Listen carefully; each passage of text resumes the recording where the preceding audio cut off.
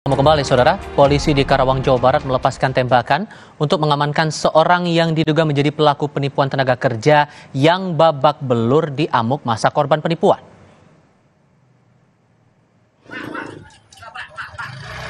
Udah diam! Diam! Ini kalau mati gimana? Hei! Naik!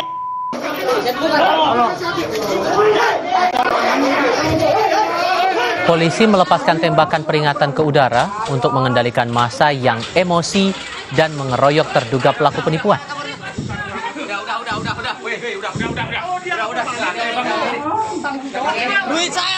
Pelaku penipuan langsung dibawa ke Polsek Purwasawi setelah ia babak belur di amuk massa yang merupakan korban penipuan lowongan pekerjaan.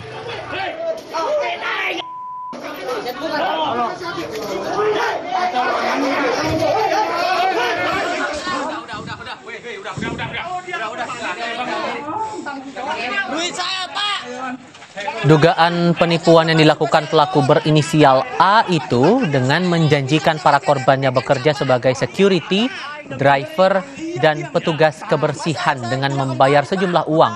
Namun hingga waktu yang telah dijanjikan, pelaku tidak kunjung mempekerjakan korban.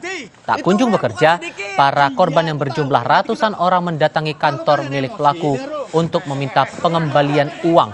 Namun pelaku mengaku uang sudah tidak ada hingga para korban menyerang pelaku.